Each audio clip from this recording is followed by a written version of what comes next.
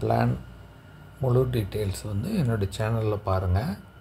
எவ்வளோ square feet, என்னென்ன rooms, இந்த பிளானுக்கு உண்டான எலிவேஷன் எல்லாமே வந்து என்னோடய வீடியோவில் என்னோடய சேனலில் இருக்குது.